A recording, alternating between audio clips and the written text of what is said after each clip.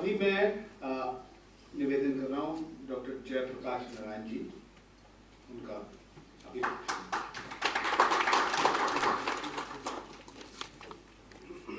दोस्तों माफ़ कीजिएगा, मैं हिंदी में अच्छी तरह नहीं बात कर सकता हूँ। डॉक्टर गोपाल स्वामी जी ने गुजरात में काम किया है उन्होंने, इसीलिए हिंदी अब बहुत अच्छी तरह से सीखा। गुजरात में वो गुजराती बोलते थे।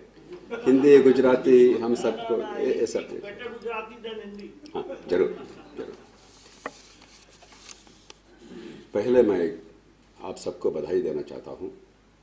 IAC वॉलंटियर्स को, बहुत ईमानदार लोग हैं, और अन्ना जी को ये बहुत अच्छी ये मुद्दा को आप you brought it now to the fore. We need to discuss it very seriously.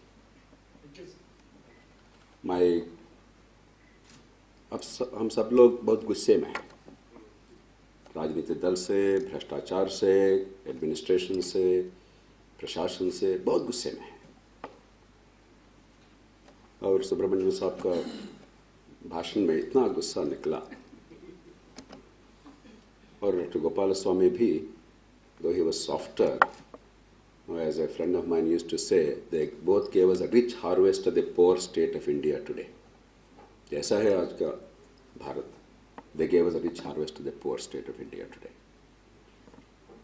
मैं ऐसा करना चाहता हूँ कि ये केवल दिल नहीं, दिल और दिमाग जोड़ने से ही ये परिष्कार मिलता है।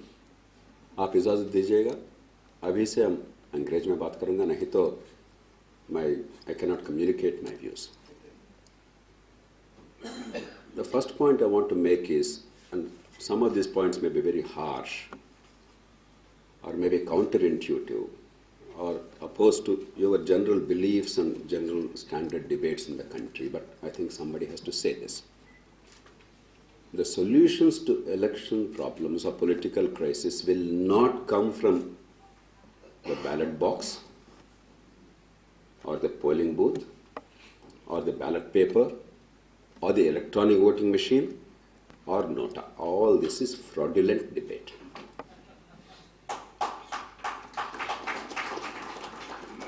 It will not even come from the Election Commission. The Election Commission of India is the most empowered election conducting body in the world. There is no election authority in the world which is more powerful, more independent than this. Now, with great respect to Shri Subramaniam, if you want to make them dictators, that's not the right thing. Don't make anybody a dictator, from Prime Minister to Election Commission to Lokpal to anybody, or Supreme Court. Their job is to conduct elections, not to transform politics. कौन दिया इन लोगों को role? Their job is to conduct elections fairly, impartially, and they're doing a great job of it. The problems are not in the polling booth or in the conduct of election. The problems are behind it. That's not the Election Commission's job. We're all getting confused. All my life I've fought for a significant number of changes with some success, some failure. But these are not the real problems.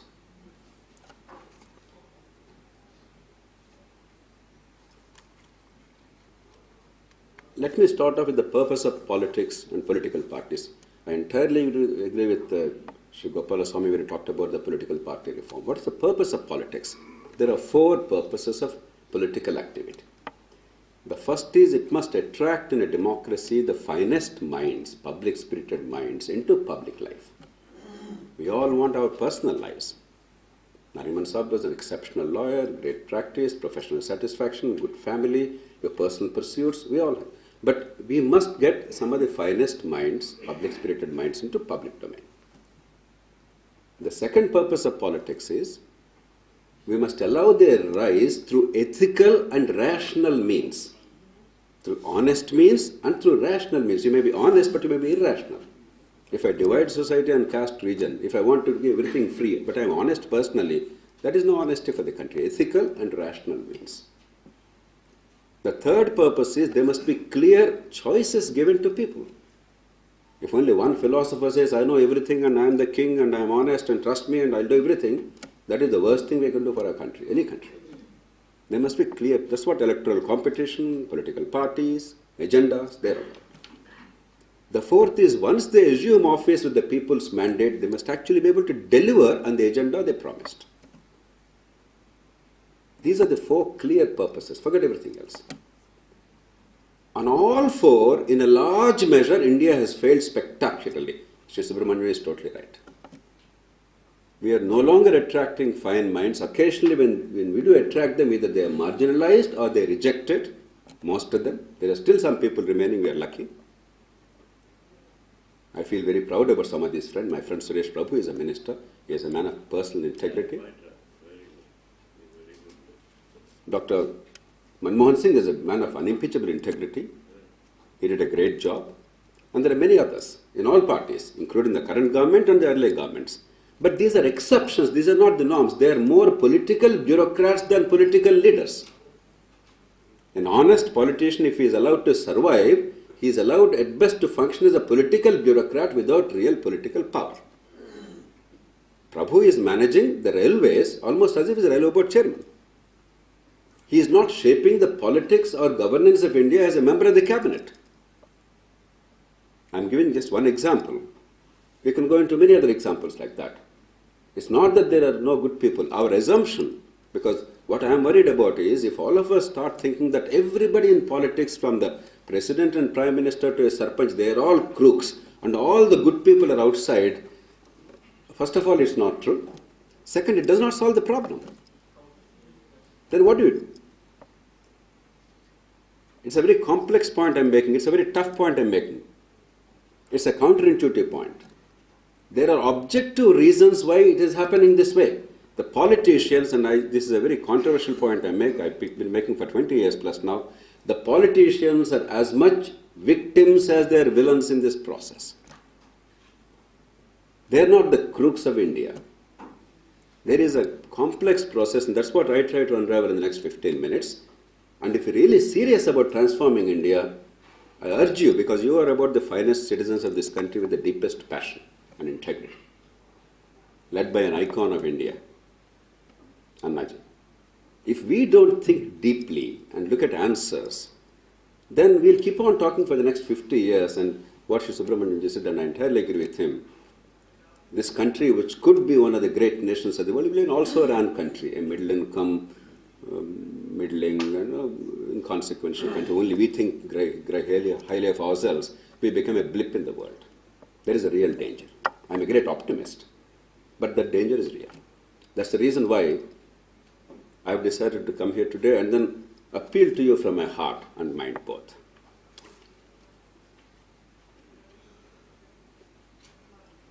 The 3 central problems, Shri Gopalaswamy mentioned that, Shri Krishnamurti mentioned that, and Shri Subramanian mentioned that. In our elections are not money. People confuse, because money, everywhere in the world, money is spent.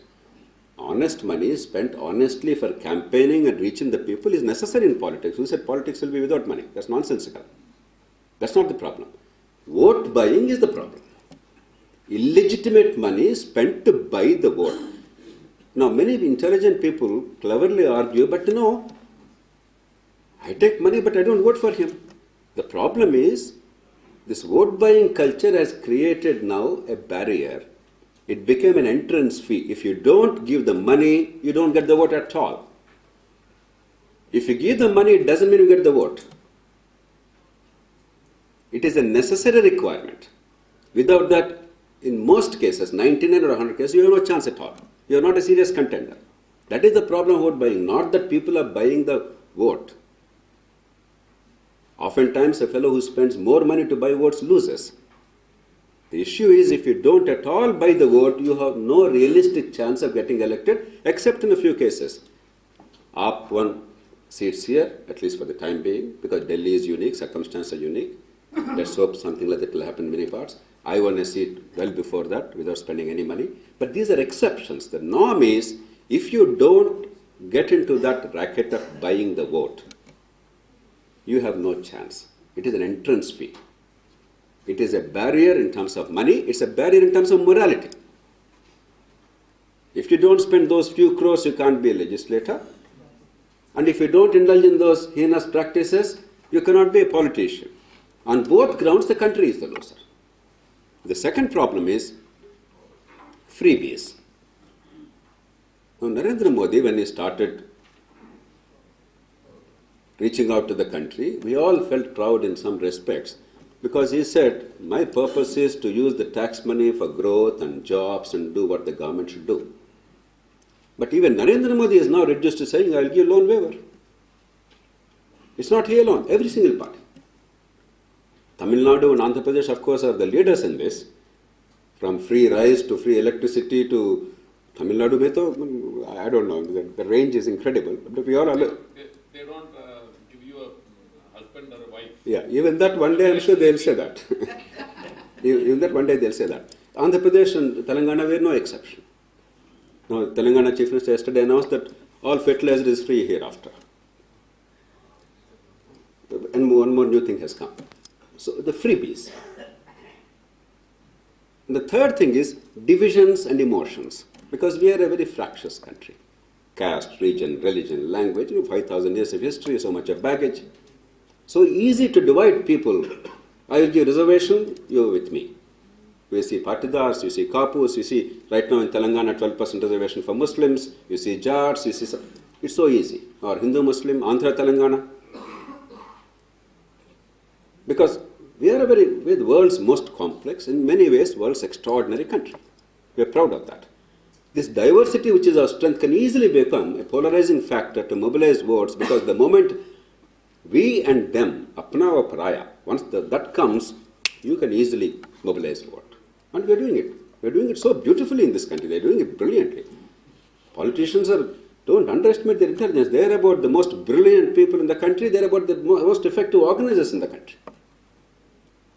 These three are the challenges. Now, why has it come about? This is the central point I want to make today. It's not because politicians are crooks. It's not because Indian politicians are different from other politicians. It's because we created certain conditions which made this trajectory inevitable. It is mathematical. No country on earth started with universal franchise the way India did. It was a courageous and daring experiment. Ask Shri Narayan. He'll explain to you how extraordinary it was in that day and age for this nation of this diversity and poverty and illiteracy to really trust ourselves and say everybody, man, woman, upper caste, Dalit, rich, poor, educated, uneducated, rural, urban, will get a vote and decide the fate. It was an extraordinary vote of confidence, a great act of tremendous idealism. But we also have to create conditions to make it work well. It's like a child. We want the child to walk and run fast. Now the child does not run one day suddenly. Initially we have to carry the child. After that, the child starts crawling. The moment you're worried the child will crawl and the child may fall and get injured and always carry the child will be forever paralyzed. Then slowly the child must walk, then start running. After some time, we are the ones who require the child's support. A democracy is no different. Other democracies took hundreds of years. Britain took 802 years, 1215 Magna Carta, 802 years. Still there are problems occasionally. America had all European experience because it was the European pilgrims and the immigrants and 400 years of democracy. From day one they started their communities, self-governance. We simply had elections for parliament and assemblies. For some time we made parliament or the government of India supreme. We dismissed governments and states at will. Chief ministers to be thrown out much more easily than a dafedar or a peon. At least that has changed in the past 30 years. When people say there's no reform in India, trust me, there has been some significant improvement in some sectors. Our federalism today is far more mature than it ever was. There's still some way to go, but we've done pretty well. So states are coming to their own, but that apart, again as Subramanian said, the states have one Jamindar, one chief. There are only three people in this country who matter. The PM, the CM, the DM. Everybody else is inconsequential. A nation can never be governed if one superman, however good and great he is, even if he is Mahatma Gandhi or Gautama Buddha, if he alone is empowered and if he thinks he can change the country. A nation prospers only when millions of people are empowered with accountability, given the right kind of incentives, and they are allowed to behave in a way that will benefit all of us. If you forget that, we will never make our democracy worthwhile. Our elections will continue to be flawed. So what are the initial conditions that messed up our democracy and elections? Mr. Gopalaswamy very graphically explained to us what's happening. All of us know, there is not one of us here, pardon me for saying so, who directly or indirectly did not bribe somebody to get something done. If you and I don't do it, somebody does it on our behalf. I'm saying, I'm going out on a limb. A former cabinet secretary, Mr. B.J. Deshmukh, he told me how a former foreign secretary, at that time a foreign secretary, Eric Gonsalves, he had to pay a bribe along with other foreign service colleagues to get a power connection in Delhi because despite his intervention, despite Lieutenant Governor Ramesh Bhandari's intervention, that local officials said, Lieutenant Governors may come, Lieutenant Governors may go, but I remain here. They had to pull up money and pay a bribe. That is India. Because there is tremendous asymmetry of power between the citizen and even the lowliest of public servants. 90% of the people of India, even today, aaj bhi, 90% of the people of India are poorer, less influential, less financially secure, and less knowledgeable than the lowliest of employees in government, a clerk in a taluk office, sometimes even a peon or a constable in a police station. Universal franchise cannot work well unless some accountability is brought into service delivery in the dealings between the public servants and the citizens at the grassroots level. We somehow are pretending you vote, you shout, everything is okay. It's not okay. It cannot be okay, no matter who is in power. Mr. Narendra Modi and his cabinet are very honest. I believe that. Intentions are very sound. But I am certain almost nothing significant has changed in a government office in Tamil Nadu, Karnataka, Andhra Pradesh, Telangana, UP, Bihar, Madhya Pradesh, Rajasthan. I am certain about it. Not because the leaders there are bad or their intentions are not sound. Because we have not done what it takes to make things happen there. What happened then? Because we started with the freedom struggle and a vast political infrastructure in every village. Congress at the time, the national movement had infrastructure. They had somebody in every village, 2-3 congressmen.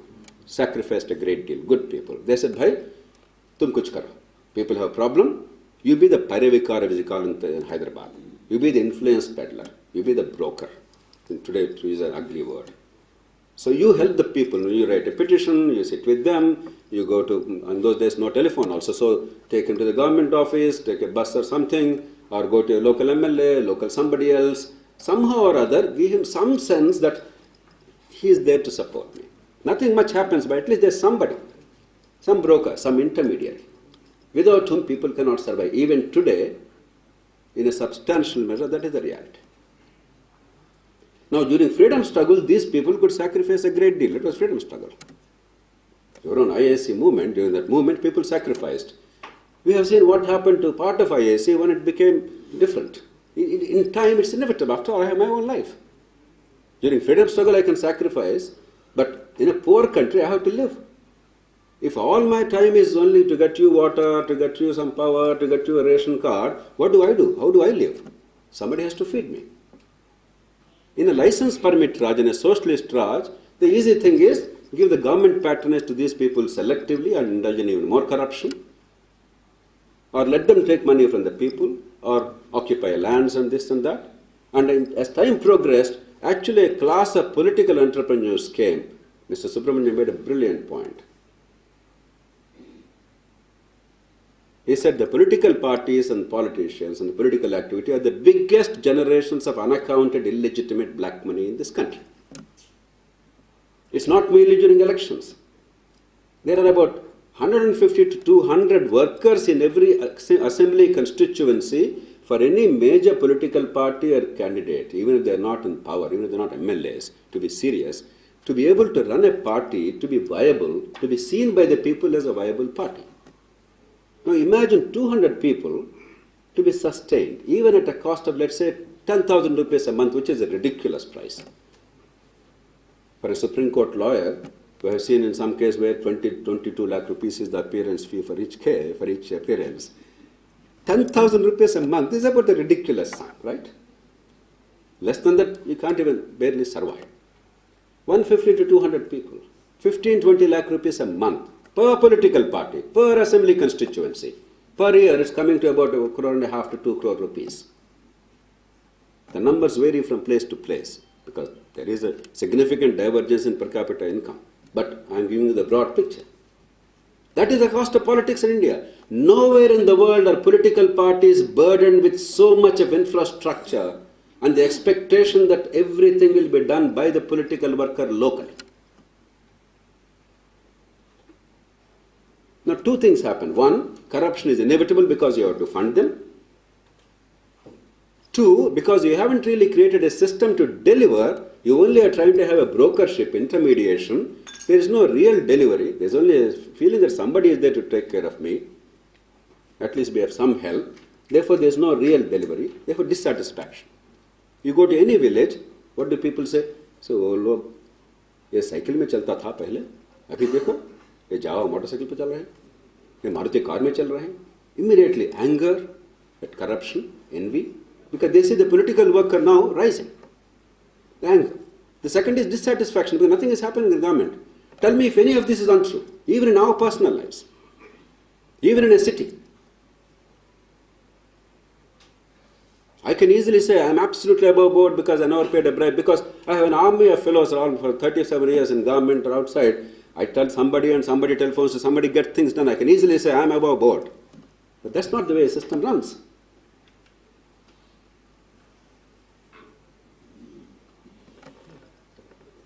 Once money has become therefore necessary, because once people see that parties cannot go to people and say, please, I will do what is right for you, vote for me, because those days are gone, first 1 or 2 elections. They see that you are making money, they see that nothing is delivered. Therefore, now give me something. Because we never made people realize the link between the vote and the welfare of the citizen. If I vote for you, what happens to me? In what way am I benefited? In a direct and tangible local way? I haven't been able to understand. It's just a hope. Therefore, money. If one fellow gave money initially, other fellows started giving money. Therefore, now it's a competition. In one municipal ward in a small town called Gudiwada the other day, just 3 days ago, you can verify, Pranada from Andhra Pradesh newspapers and media asked friends there, a municipal ward in a small town with 2,900 votes, just 3 days ago, 3.4 crores were spent in a by-election. First of all, the chairman himself is inconsequential. All he has is, I don't know if that there is a car in that town, but maybe a car, maybe a light and a funny robe because you're a municipal chairman or a mayor. There is absolutely no power. And this fellow is a by-election, it's a ward member, he doesn't count at all. In that, 3.4 crores. And of course, we all know about RK Nagar, thanks to Election Commission's order, 89 crores or whatever, all these numbers. So a class of political entrepreneurs have now come in, made it impossible for anything else to happen. The vast infrastructure required, the money is spent, and in a first past the post system where the marginal vote is all important. If I get 10 more votes, I win.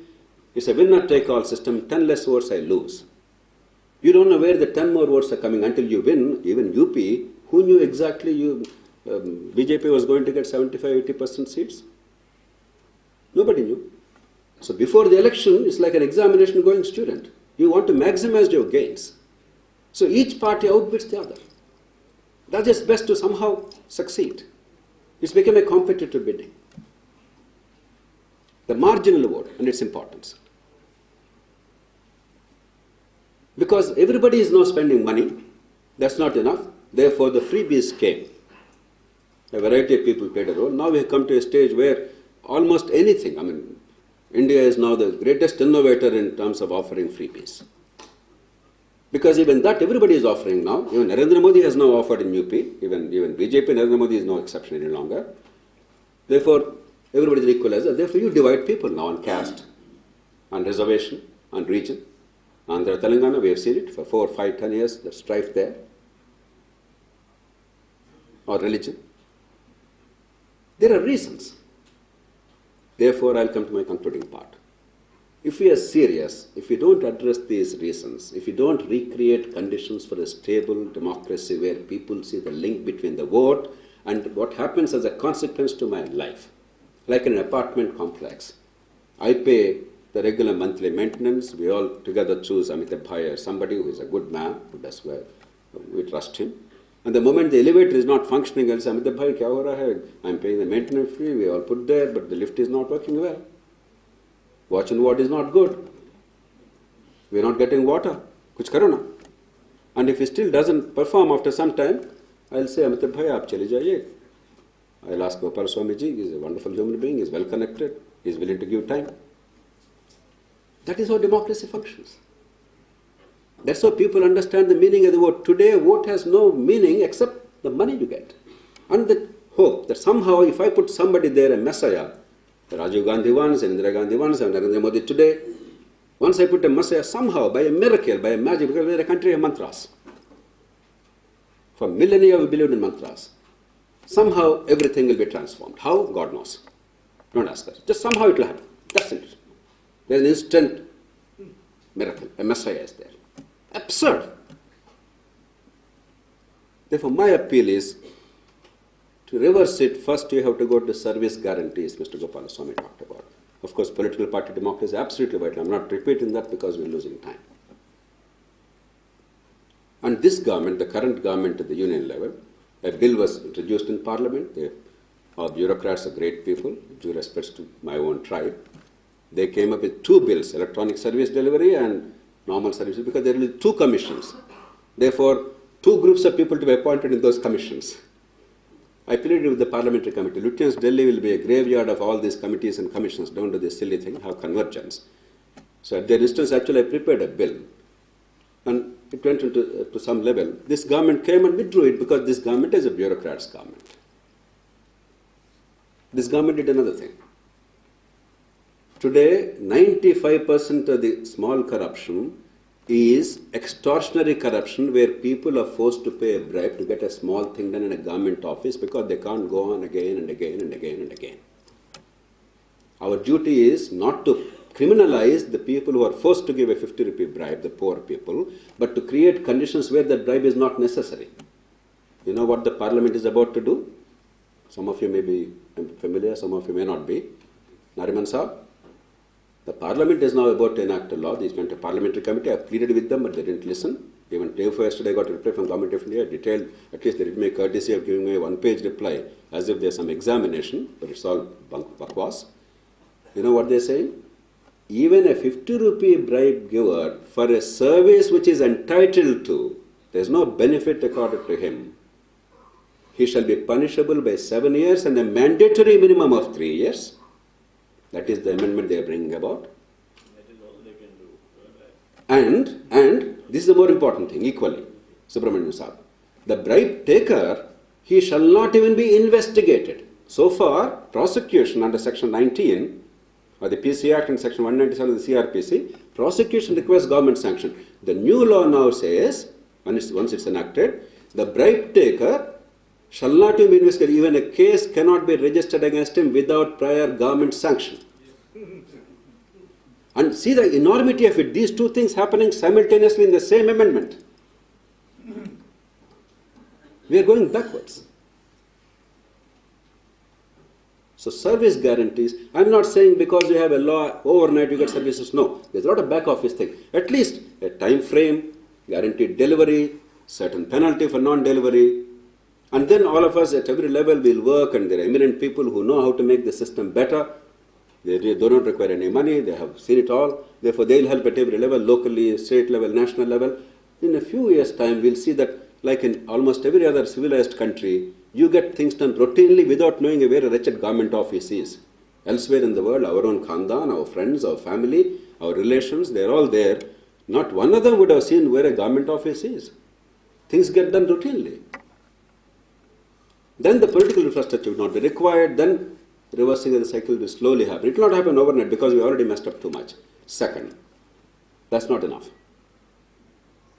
Because money politics has gone too far.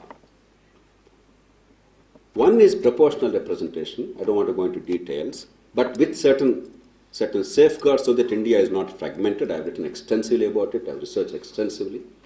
It will not happen, I know today, therefore I am only stating it for completion's sake as an argument. When Narendra Modi is winning all elections with minority vote, why will he go in for that?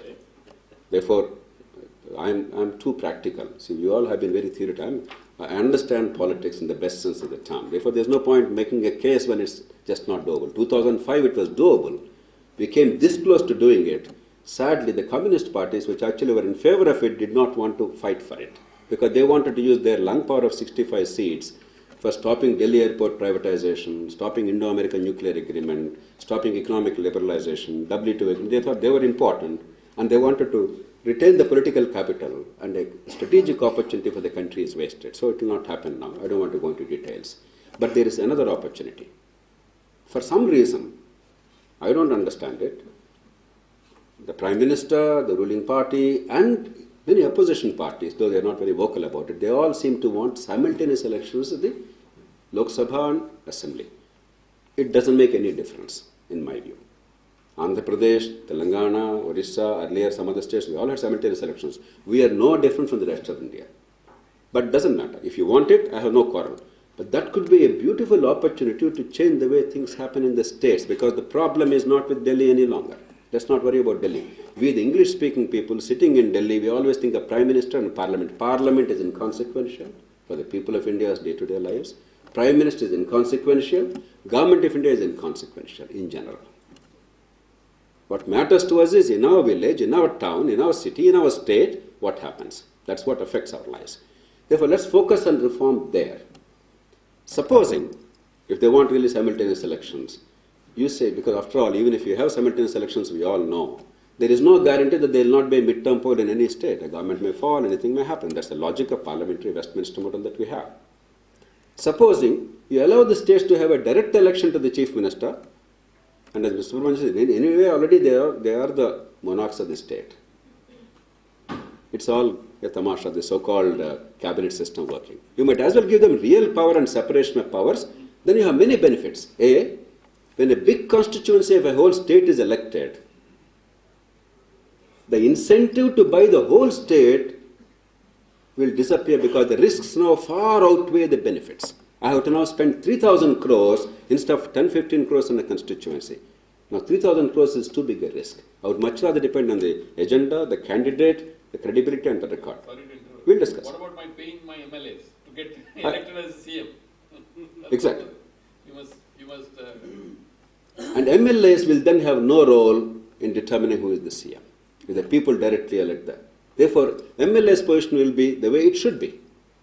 Right now, MLA is the undeclared executive of the locality. He is the monarch. We all know that. That's not his role constitutionally. That is because he decides who is the chief minister. If these two are separated, people directly elect the chief minister. Tamil Nadu is a great case where God knows how the chief minister is elected when we all know. We don't have to go into details. If people directly elect, if we de-link, the legislative election also becomes different. Along with that, empower local governments now with accountability. MLAs are the ones who really engineer transfers postings. This is happening for 40 years. It's gotten worse and worse every day. Today there are cases where an MLA can actually determine an SP or somebody is talking about a Daroga's transfer. Today an MLA can make a difference to an SP's transfer and a collector's transfer. It's no longer Daroga's transfer. That stage has come in some parts of the country. And even a good chief minister cannot govern well because he needs the MLAs. What does he do? Poor chap. There are so many times our chief ministers told us, all of us, what do I do? No, I require these 20 MLAs. What you're saying is right, but my government has to survive. What do I do? That will not be necessary. The third is MLAs are the biggest enemies of local governments because they see a threat there. Once MLA's power of that kind diminishes, then local leadership and local power, and therefore regeneration of democracy, and people seeing the vote and the link between vote and what happens could be restored. The fourth is the best in the country or best in the state can be chosen as ministers because they come from outside the assembly. There are risks everywhere. There could be a logjam like in the United States, but there's no system which is perfect. We have to think of answers given a context, both political and social and administrative. But finally, empower local governments in a responsible way. Have a local ombudsman, even more than a Lokpal, Lokayukta. Have a local ombudsman and transfer. Now, constitutionally, we created a monstrosity called the 73rd, 74th Amendments. They are a joke. They are a fraud on the people of this country. They are 7,700 words. The American Constitution had 4,700 words when it was promulgated. Today it has 7,400 words. Our local government chapter is 7,700 words and says nothing. Overstructured, underpowered. Instead, give the states, give real powers, but allow the states to restructure them in a manner they deem fit, but have a strong ombudsman. And if that's not possible, I believe it's not possible now. I tried very hard to get the Constitution amended, but now I don't see that happening. But at least the 14th Finance Commission gave enormous money to the states. A part of it, a 25-30% share, let it go directly to the local communities as close to people as possible, but with a strong ombudsman in each district and in each city. I pleaded with the government in 2011 when in Kashmir 78% people voted in local governments. I said, give money to local communities, put an ombudsman. People will think of what matters to them, their water, their power, their kids' schooling. They'll forget India and Pakistan. They didn't listen. Let's see where Pakistan is today, Kashmir is today. There is no other substitute. We have to make our people learn the value of the vote, cherish it, and fight. You and I here from Delhi cannot change India. Even if you are the Prime Minister of India, you must have that humility. Our role is utilizing the levers of change to really empower millions of people to understand what is in their collective best interest. That is the truest reform. I plead with you with humility. I devoted a lifetime for this. I never joined IAS as a career. I joined it because I was angry with emergency. I was disappointed with post-emergency failure. And I wanted to see what an Indian could do. I never worked as a traditional civil servant in government. Everybody in Andhra Pradesh and Telangana, they know that.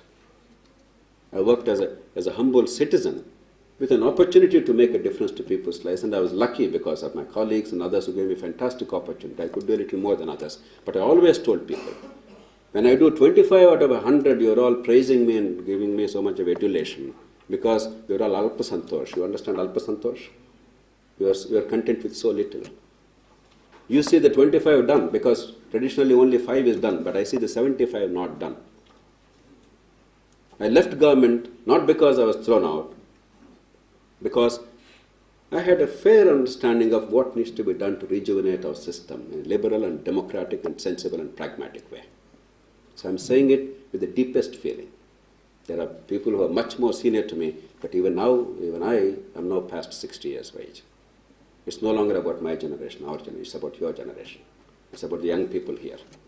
Shall we go on talking and giving expression to our anger and somehow having a lot of emotion, but with no real consequences? Or shall we think deeply, channelize energies creatively and constructively, empower millions and transform India? As, again, I entirely agree with Mr. Subramaniam. In the next decade, we can transform India because there are many, many civilizational factors. Education, the demand side is supremely strong. A rickshaw puller is willing to give 1,000 rupees for his child's education. In which other country do you see that? We are the country with the highest expenditure in the private sector for healthcare. The poorest people are willing to pay, sadly. There are so many things good in this country, except a rotten governance. And we can change it if we understand what's the problem. And bashing politicians and thinking they are the villains is not the answer. We have to understand why it is so and figure out a way. And I believe there is a way out. Thank you very much.